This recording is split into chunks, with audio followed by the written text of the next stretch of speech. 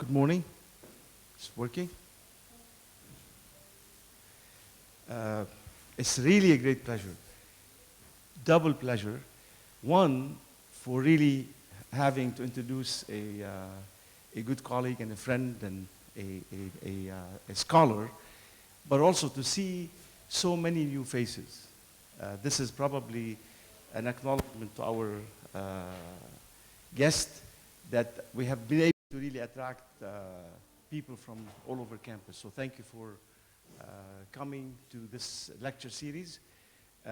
Before I introduce Stratos formally, I'd like to tell you a little bit more about Stratos as a colleague and as a friend, and as a champion for Texas A&M, Qatar, and AUB partnership. As you all know, about a year ago, we signed an MOU with Texas A&M, Qatar, and AUB to work on an inclusive system of systems approach to sustainability, mainly focusing on water, energy, food, and health. So Stratos has been a very strong advocate for AUB and a very strong advocate for this partnership, and his visit is specifically targeted towards promoting that. And we've been talking about really concrete steps to achieve mainly the research and the exchange, student and faculty exchange, that will operationalize the MOU. Please stick around. If you have, after the seminar, even though his agenda is really full, but he had made it clear that he'd like to visit with more folks across the domain. So really happy to see the business school, which we haven't been able to engage in the past, and several of the colleagues across campus, from upper and lower campus. Now to the formal introduction. It really gives me a distinct pleasure to introduce Stratos as a scholar, as a pillar in the modeling area of, as a scholar, also as a colleague and as a humanist who really is driven by making a difference in this world. Stratos and I met over a couple of years ago when he joined Texas A&M as the associate director for the Energy Institute. Now he's leading the Energy Institute, and he had made strides in moving forward that institute as a hub for creativity and a lot of activities, as you will see. But I'll mention a few of those. He is the director of the Texas A&M Energy Institute. He's a TEAS, which is a Texas Engineering Experiment Station eminent professor at the R.T. McCurfern Department of Chemical Engineering at Texas A&M. He's also a professor. He was a professor for the longest time, between 1991 and 2015 at the Imperial College, and he was the director of processes of system engineering between 2002 and 2009. Stratos has harvested with many awards. I will not have the chance to really mention those, but he had authored more than 450 papers in Tier 1 journals. He has been a force in chemical engineering and processes, and really a pleasure to have him here. I will mention a few of the things that he's been working on. He's a recipient of a prestigious award from the Mac Robert Award for the Royal Academy of Engineering. He is the elected fellow at the Royal Academy of Engineering in the UK, and the list goes on and on. I would, without any further ado, I will skip many of the things that I could mention, but I really would want to give the floor to Stratos to share with us his experiences on circular economy.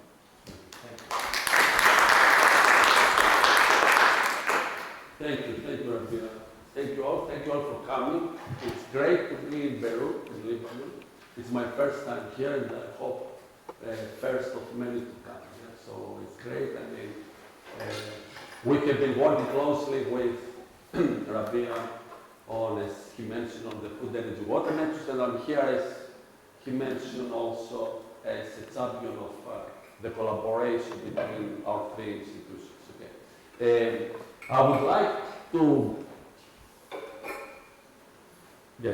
like to say a few words about the Texas A&M Energy Institute before I touch upon circular economy and everything that you would like to know, and perhaps not much more, to open up the subject, because circular economy is something that has been widely coined as a term, but there are many things to be aspired to. So a little bit about the Texas A&M Energy Institute, and then I'll touch upon the issues that I would really like to talk about.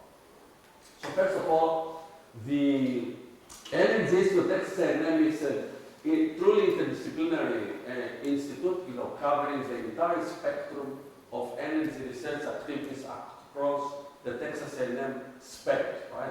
So encompassing various campuses, various affiliate members with over 260 faculty affiliates, right?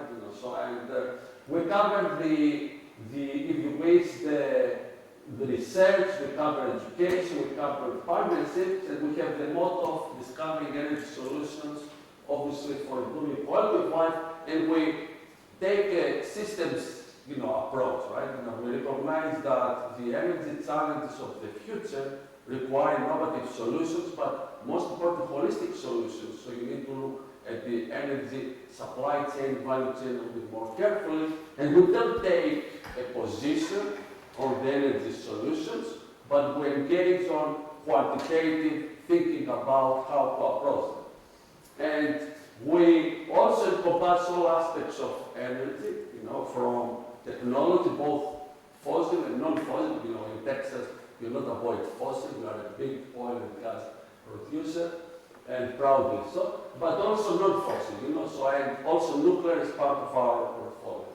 Then we recognize the increasing importance of materials in revolutionizing from storage to enabling technologies. Materials will play an increasingly important role in providing the energy solutions of the future, both at the nanoscale, mesoscale, and macroscale. Then the importance, obviously, that we recognize that energy is not only about economics, it's all the other aspects, the social aspects that are increasingly more important as if we are going to have accepted solutions for energy across the globe. So policy is very important, societal impact, law, safety, environmental impact, sustainability. Circular economy is one that combines all of this. And then we need somehow the glue to connect materials, various stakeholders and objectives, the variety of technologies, and here is where systems modeling come into the picture. And, we term this term multi-scale energy systems engineering, right? And by that I mean from data-driven approaches to high-fidelity models, the glue, mesoscopic, macroeconomic models, everything that can connect various objectives, the various stakeholders, the various technologies, the different aspects of policy making, the multi-objective components, and so on. So key capabilities, obviously, we have 280 key players to play with, but I will, at a nutshell, I would like to highlight what are key capabilities as a cohort, what the union can bring rather than the individual parts.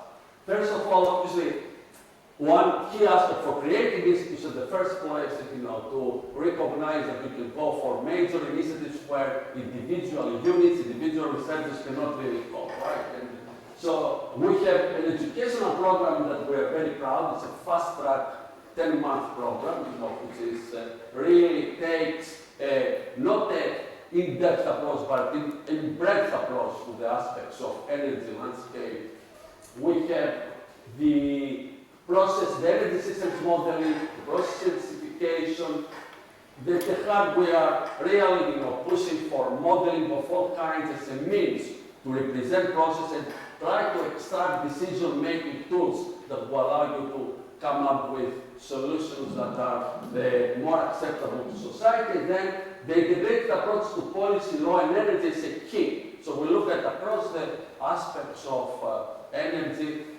We look at the interplay of food, water, energy, health, and all of those aspects, which are also at the core of the school here, and I know Rabia is very much at the heart of this. And we are really an engagement, so we have a partnership-based initiative. We're an engagement model, right?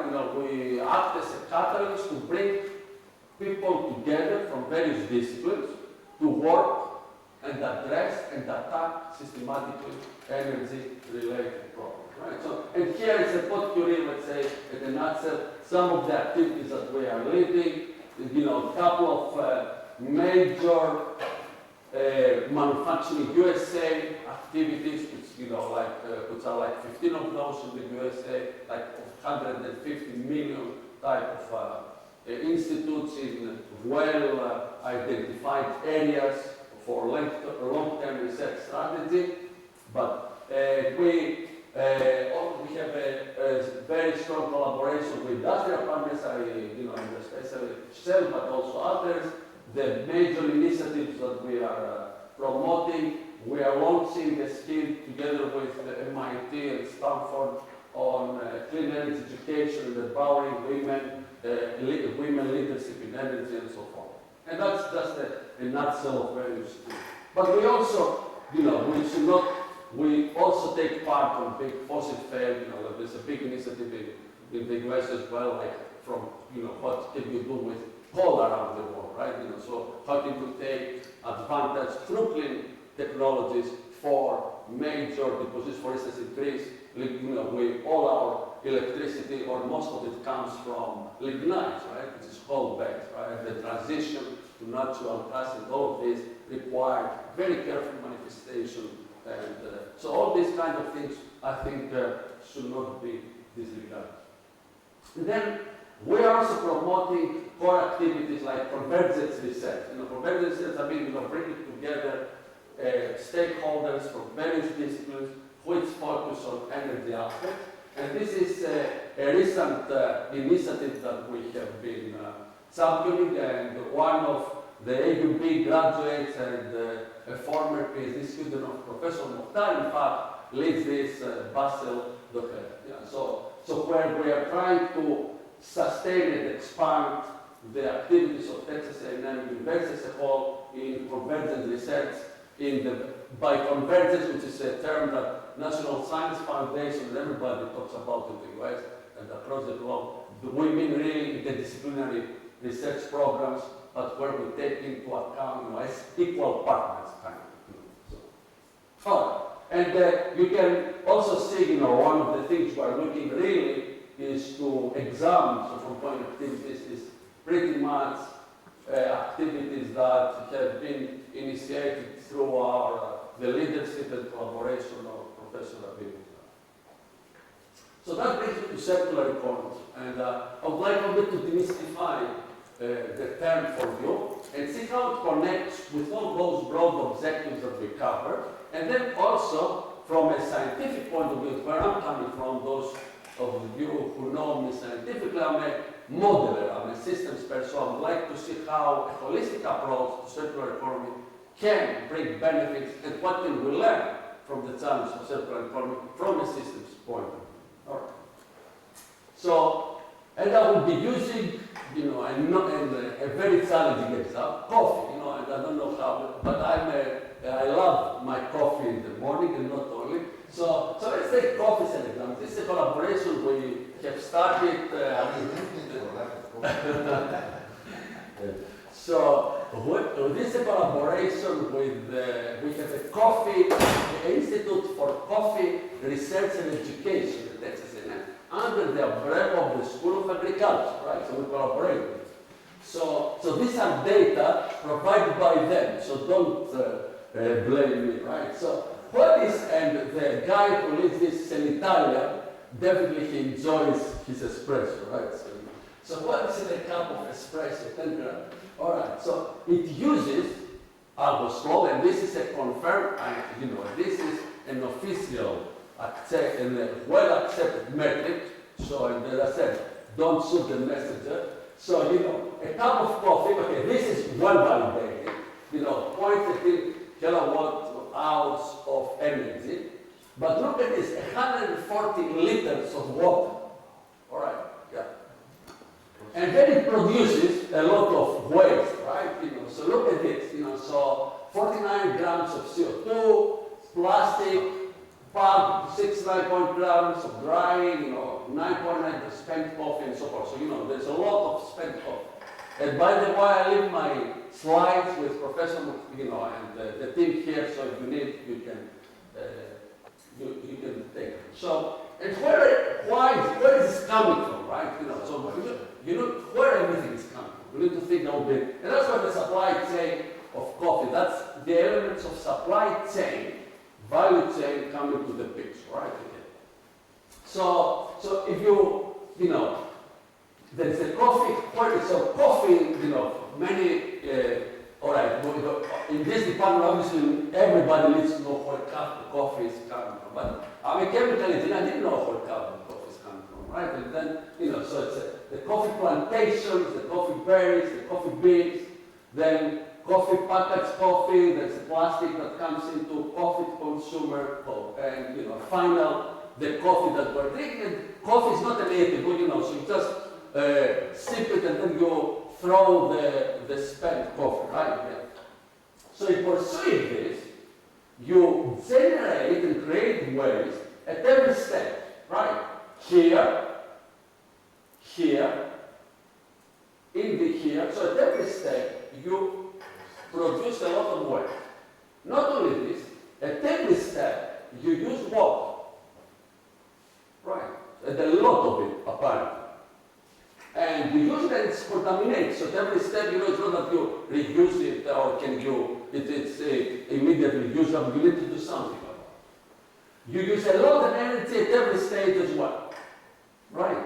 And and you generate the mixtures and so forth. So the arrows, these arrows are representing the energy flow. And then this is now turning our attention, to what is circular economy. If you think about the production of coffee, it's pretty much an example par excellence of the linear economy. So everything is stage-wise, all the steps, one transformation leads to another and so forth, right? So we go from plantation to coffee berries to beans to the packaged coffee and so forth and so on, right? So what would have been the circular economy in the supply chain of coffee, and then we'll define circular economy. All right. So let's look what can we do differently, right? So for instance, circular economy, the first of all is let's concentrate on energy. Instead of fossil-based energy, we can start using renewable energy source, right? So that's one form of circular economy. Solar, for instance, in this particular case. Then we can start thinking of using reusable packaging as a mix to go back to the origin state of reference state. Then we can collect the various waste and start producing, think of waste as a potential raw materials of waste to products, right? So that's pretty much the circular concept. And then try to return, and the key emphasis is try, because we need to see what is thermodynamically and technically feasible. Try to return to natural resources to the source. So try to utilize the natural recycling and works and try to come back to the natural resources as much as possible. All right. So that would have been the supply chain of the circular economy of the same supply chain of coffee that we saw earlier.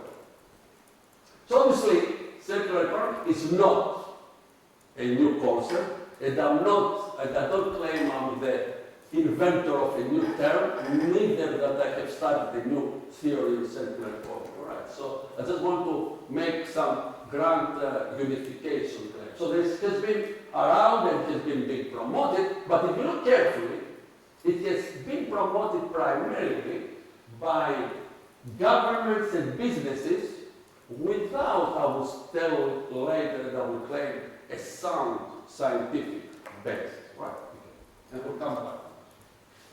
So why circular economy? So why circular economy could be a better term which might be more easily accepted by the public, right? First of all, it's very much linked to sustainability, right? So, I always get the question, why circular economy and not sustainable development or something, right? It's obviously linked, right? Obviously, the first point is obvious, I don't need to say anything, there are huge stresses on resources. I think this part of the world clearly understands this, And waste have a negative effect on the environment, where everybody is talking about greenhouse emissions and so forth, the role of CO2, the role of methane, the role of all those substances to planet Earth. And the other thing is that if we manage to create a successful circular economy in the next 20, 30 years, we can contribute to all dimensions, I will claim, of sustainable development, no matter what angle or political, correlation or, thing you have. For instance, climate change, as an example, is a term that's very much politically harassed in the United States, as an example, and especially in the state I'm coming from. Whereas something like circular economy might be a politically and socially better term, easier accepted, right? It has all the, it has the magic word of economy that captures politicians and stakeholders. It has the circularity that all the green type, and sustainable people are after. So it might have all the other. But does it have the scientific basis? That is it. So how is it defined is the third question I would like to ask. And if you look carefully at the myriads of different articles, most of them of which are in public magazines and so forth, it's that you can see terms like maintain products as level as possible, minimize waste and resource use. That's fine, we know this. Conserve resources in the environment, recycle, low consumption, restorative regenerative by design, and keep materials to use. So there is a lot of terms, most of which are ill-defined or very fuzzy defined. So I would like to hear that there is a need for some basis we will come back to. All right. The other important aspect that I would like to convey as a message is how systems modeling, how thinking about circular economy as a system, in fact, as a system of systems with various subsystems, can help us navigate this complex space. So what are the links between circular economy and systems and networks, analysis, modeling, and so forth? So if you think, so here is an example of a linear economy like the coffee we saw earlier, and this is an example of the circular economy supply chain, right? So you have various processing stages, the supplier, consumer, and the idea is always to minimize as far as possible landfill, go back, reduce, remanufacture, recycle from a limited natural resources, preserving them as much as possible, right? So in that context, all the aspects that mathematical models, optimizers, control experts, people who develop different technologies and so forth come into play, right? Because, for instance, notions like sustainable development, supply chain optimization, waste products concepts, reverse supply chains, food, energy, water nexus, which I'll come into a moment as an example of this, resource management, notions of superstructure optimization from the school of thought I'm coming from, and all these elements are parts of the puzzle towards understanding, analyzing, and designing circular economy supply chain notion. Right?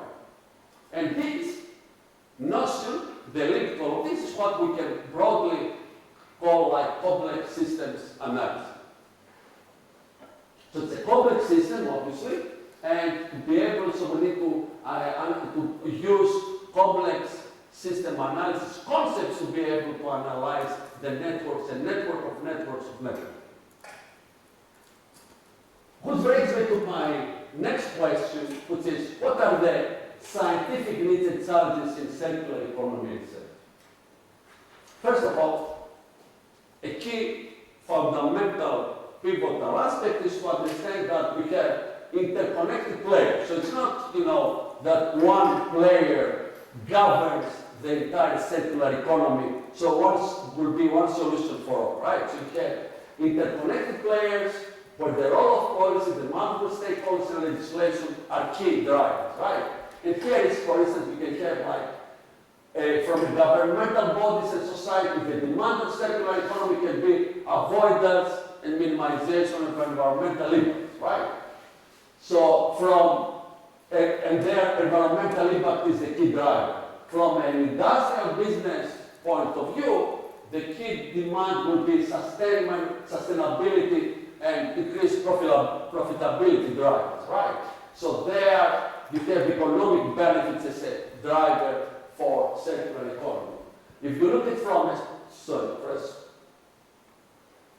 a society point of view, resource scarcity might be the key driver as well, right? So you have various, so here you have like legislation, you return value perception, speed of depletion is an issue on environmental equal, speed of waste generation, all of those interconnectivity create, if you wish, a multiple stakeholder problem with different objectives, different priorities, different preferences, and different societal acceptance criteria.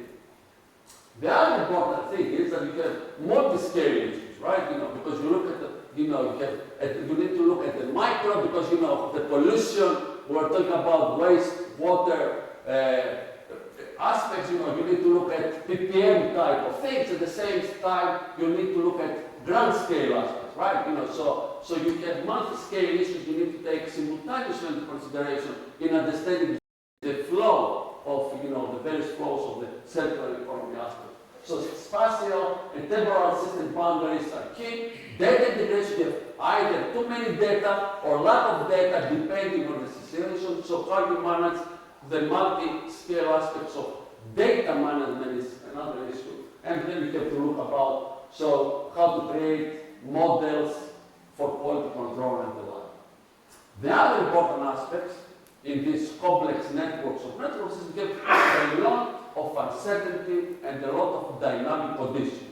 There are many things that we don't know, variability plays a key role, not only on the demand, on the cost side, on the technical aspects and so forth. And then think about assessment criteria. How do you compare? What is the basis for comparing various circular economy options? Is cost the only criteria? And I would claim what is lacking in terms of theoretical development is an index. I love indices, an index for circular economy. So if I compare, option 1 versus option 2 versus option 3, what are the criteria? How can I make a decision that option 2 is better than 1 and 3, right? So we need, like a metric, this would be a multi-dimensional metric of some form, and then weight factors, all of those kind of things come into play. And then obviously issues of global net sustainability comes out. So what is your accounting method for following the molecules of carbon, various aspects and so forth. So, and that brings me to, or the reverse problem. So what complex? So if we accept that there is all these challenges, and we accept that it's a complex system of systems as well. So we can reverse the question as what can so many years and developments in complex systems analysis can offer in terms of guiding our efforts to formally understand circular economy. And I will put as a thesis forward to you what I call circular economy systems engineering as a means to guide the various options of circular economy. So, and by that I mean we have already a wealth of experience in terms of methodologies, methods, tools, software systems, and so forth in many areas. We're not going to throw them out and reinvent the wheel. We don't need to start from scratch, right? So we have powerful data analytics. We live in a revolution of data analytics. We have powerful modeling and optimization tools. With software systems, we can solve millions of equations in seconds. All right. So we have powerful tools, okay, for, let's say, uncertainty handling, multi-objective optimization, mixed integer optimization, life cycle analysis, and we have, from many other disciplines, tools that try to understand the trade-offs of stakeholders, policy, society, and so forth. you know. So all this, if you put everything together, you can create, if you wish, the scientific branch of what I would call circular economy systems engineering. Right. And this is happening. So there are already publications, for instance, you know, here from your esteemed Dean Bohtar, but others as well, you know, and some, just an example, and as the editor-in-chief of Computer and Chemical Engineering, I have to have some from my journal, right, who says this is happening already, right? So it's just that people look at it from various angles, like reverse supply chains or sustainable development, or you know, food, energy, water, nexus issues, which is an example par excellence. So I define in broad terms what circular economy is. I touch upon some of the needs and challenges and the links to complex systems analysis, and I would like to use some examples to guide some, you know, as a means towards some open blank questions that I think are missing. So let's start from a basic example, right? You know, and try to understand what is different circular economy than some of the fundamental laws of physics and then some of the engineering principles that we apply when we do analysis of systems. So photosynthesis is interesting because if you think, without going into the detail, if you think about it, what happens is you are using natural resources to produce materials, right, through energy, and then that, through cellular respiration, you produce more energy, and you recycle back to the natural resource. So it's like a system where, by default, by design, is a circular economy type model, right? But there is a fundamental difference. So, first of all, it is regenerative by design. No waste generated, true, but it uses energy from an infinite source. That's a fundamental difference from the laws of physics and chemistry that we usually apply. It's because Earth is an open system receiving infinite solar energy, right? And most of the laws in physics and chemistry and so forth, we consider, like all the thermodynamics, the laws of thermodynamics assume a closed system. So, not an open system. So that's a fundamental thing for thought when we're discussing about circular economy and other principles of our laws, fundamental laws. So let's look at an example, pick this example because it's becoming very topical at the moment I have. So, hydrogen fuel cell system as an example of regenerative process. So water electrolysis, right? You know, we love to have. So I would like you to concentrate. I mean, the fundamentals are very simple. You take water, you apply electricity, and you electrolysis is like, you know, splitting the hydrogen, the water into hydrogen and oxygen, right? You know, so it's atoms. So, but what I would like you to focus on is the energy requirement, right? What's happening to energy, right? You produce that amount of energy, right? But you need energy from the environment. So you need extra energy from the environment to be able to do the electrolysis. Which really means that for a system to work, you need supply of energy. For example, it comes from renewables, photovoltaic, wind, or any other source. Then you have the electrolyzer. Then you produce hydrogen, which you need to store somehow, let's say in a metal hydrate and pressurized cylinder, whatever your choice is. And then you send this with oxygen or air to a fuel cell to produce electricity and water. Right? So that design is indeed an example of circular economy because it's restorative and regenerative by design because it uses, you know, water essentially and a renewable source of energy, and it produces water, all right, and electricity, clean electricity. Okay, materials are kept at their highest tilde value 10 times. Energy is used from a renewable source. The question is efficiency. What is the efficiency of the system to be practically useful? All right. But clearly it's a result. So let's look at energy systems from a circular economy point of view. And here is some work we're doing, ongoing work with Shell. Shell wants to move in 2100 initially, now 2070, and they're pushing towards all the oil and gas companies, 2050 to 2070. They want to invest in a scenario of the energy landscape of the future, because if they don't invest now, they're not going to be ready in 30, 40 years, right? So here's Shell's a pioneer in this type of research. And they're thinking about what are the scenarios for the hydrogen economy. All right.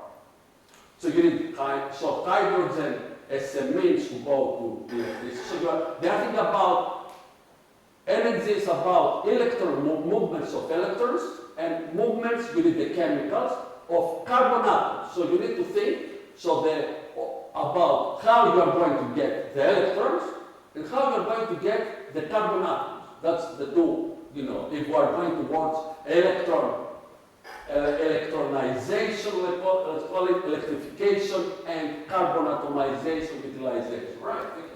So one way would be, so you need the carbon atom, which can come like direct capsule from air, and there is a big initiative at the moment about designing materials and technologies at low cost and high efficiency that you can capsule the carbon atoms directly, CO2 initially, and then go to carbon atoms from air, right?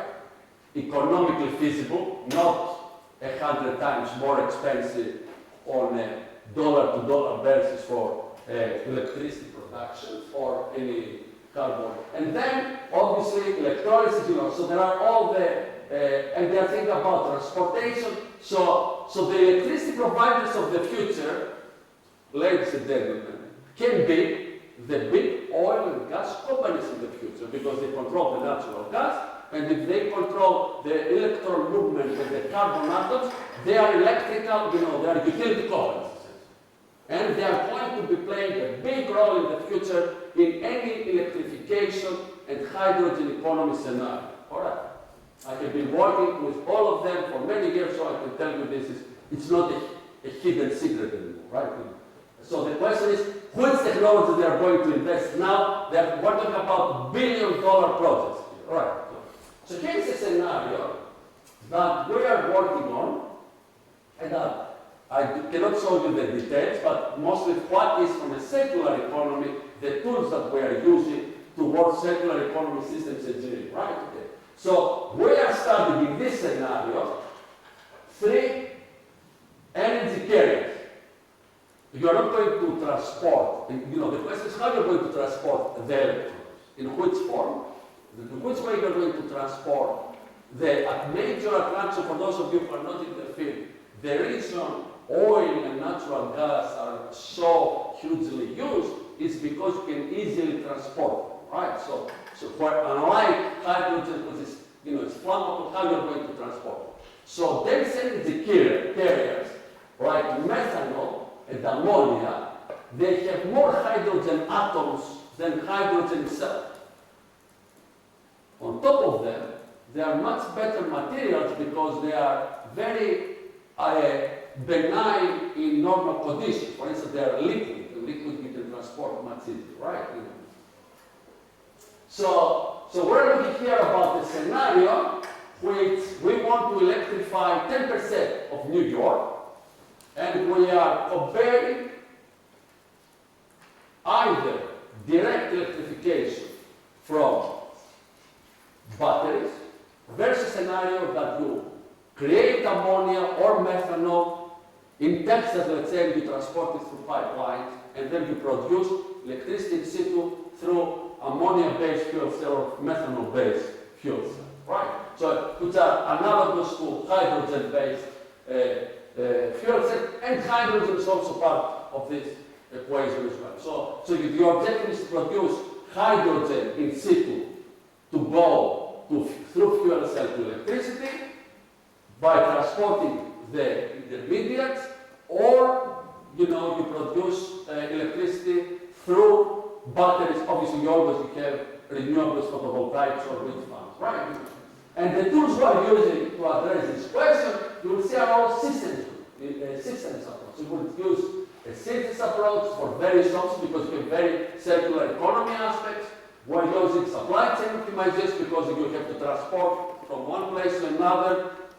You have huge deviation and scales of time and so forth. So we use also scheduling because intermittencies playing a role and so forth. Okay. My fourth example is borrowed by some work that my colleagues are doing, and we have a big NSF project and prior work on studying the San Antonio in depth, and San Antonio is a very interesting, and Southern California, those are two interesting areas, whereas like this part of the world, there is scarcity of water, not so much Lebanon, but other parts, So there's scarcity of water. So Texas is under pressure of water, and San Antonio is a city that is growing very fast, and everybody is fighting for the same resources in terms of water. You have the oil and gas industry, which is unregulated, and they are using water on demand, free, essentially. And then you have the city, you have the agricultural, and so forth. So we have a big project, and for those of you who want to know a little bit more, they can read this article here. And from a system, from a circular economy point of view, this is an excellent example, because you have the various stakeholders fighting. It's a sustainable type of questions, that how you manage resources, right? And for example, so water for energy, we established the trade-offs between different types of energy generators and cooling technologies as an example of how to navigate various technological options in a circular economy context, right? So, where again, we are using, so we would like to create a power system that is robust to meet the rapid changes in renewable and the renewable energy supply chain, right? Now, one thing that this is, we were very pleased to see is that in 2019, so only this year, earlier this year, there is a legislation that in Congress where at the first time talks about the interplay of energy and water. So that's it. The research always ahead by 20, 30 years, legislation follows, then adaptation of the technology to actual practice might take another 10, 15 years. But it's very encouraging to see for the first time that the legislation is this, and this is based on the hard work of many international researchers, right? So, the project again from a systems upon approach perspective on circular economy uses aspects, so in order for us to be able to study these trade-offs between the different sub-regions, we use notions of,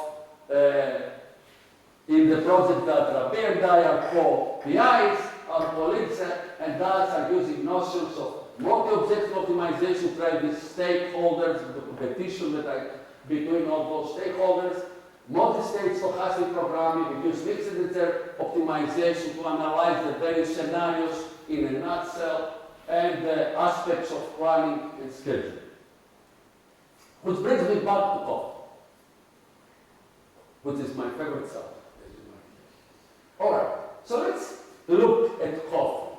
So what can we do now? What are the various options one can do from coffee production, supply chain? So here are alternative products that one can start analyzing systematically from the coffee waste, right, at various stages. So, the spent coffee, this is the coffee, because the spent coffee, after your espresso, there is a lot of spent coffee, which has a lot of many carbon usable carbon atoms that we throw out of the window, right? Wrong. We can do something with them if we collect them, if we think about this. And the encouraging thing is there are companies already that have already started to do this. So this is not an illusion. We're getting there. There are companies and there are incentives to, it's a new business model as well, right? So we can go from the spent coffee to various products that are listed here from antioxidants all the way to coffee oil, ethanol, and so forth. Coffee pulp, you can do many things with.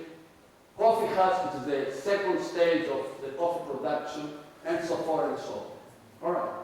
And then you can even start designing circular economy aspects, so it's reverse engineering, from waste to products, beautiful problems for engineering and beyond, where you can go to biogas, you produce bioethanol, so you can go to all the usual suspects of very useful products through the reverse engineering process, with other not so much typical processes, but yet with all the aspects that scientists, engineers, and everybody can start using.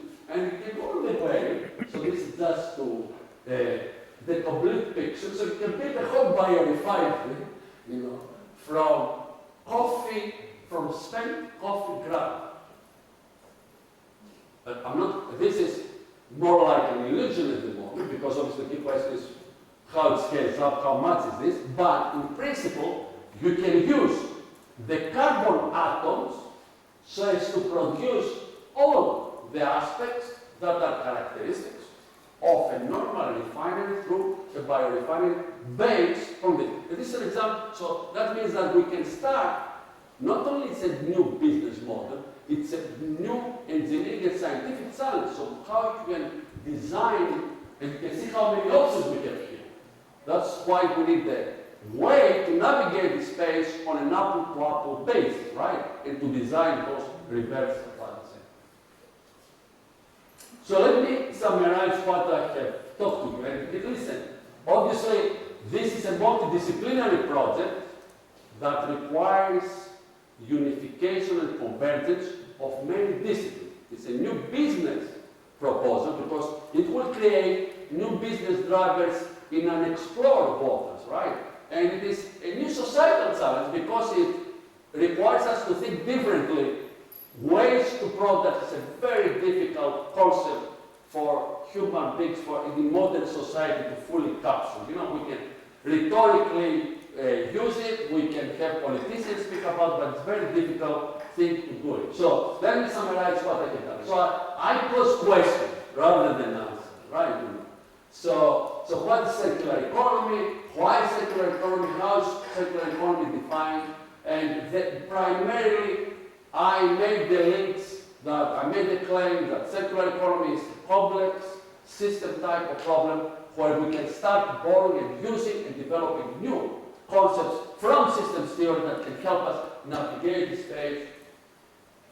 And we can build, and I will claim that what is needed at the moment is for researchers to take this on board and build a sound scientific basis, like a theory. What is the book for circular economy, right? The basics of circular economy, the scientific base, that we can teach to our students, from A to B to C. And I would say also, I made the claim that systems engineering can play a big role in this, because we are very good in analyzing in other areas, through analysis of modeling and optimization, various complex systems, so we can use these principles in here. But on top of that, we need some convergence of disciplines for this to be realized, because it's not the task only of agricultural engineering, it's not the task only of a business person, it's not the task only for a chemical engineer or electrical engineer. It's as a community with convergence of all disciplines towards this. I made also the point that circular economy systems engineering is, in my opinion, the way we need to take a holistic approach when it comes to circular economy aspects. So links to existing system network fits and tools, the role of feedback, how you can design supply chains, reverse supply chains, all these are important.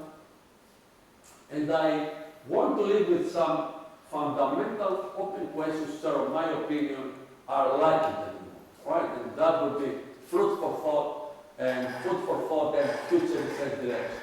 First of all, I would claim there is a need for a method, a quantitative method, so that we can start comparing apples to apples and not apples to oranges. Right, and this is lacking at the moment, and then desperately not. All right, so I don't care if it's a multidimensional index. We introduced recently an index for food, energy, water nexus, which had it's a 4-dimensional index, and you can integrate, you can do many things. So maybe another. The other thing is there a unique, how about uniqueness? Like, what is the global optimal of what is the ideal circular economy system, right? So because there's no unique answer. So how we navigate and how we come up with all the options. So how we generate all possible, what is feasible, what is thermodynamic feasible, what is based on the technology we know and so forth. How about robustness? Because there's some routes we don't know anything, right? So the uncertainty is much bigger than the things we know. So robustness of these systems is critically important. And then at what scale do we apply circular economy? Is it better for decentralized strategy? Is it better for centralized policies? Like Cell wants to go centralized again. But is energy going to go centralized or is it going decentralized? Developing decentralized circular systems is easier, but its costs are cost efficient, so we need to think about this trade, right? And the other important chapter that is vital is how about policy regulation and the like, right? So, and how this can dictate these aspects of navigating the circular economy flows. Thank you.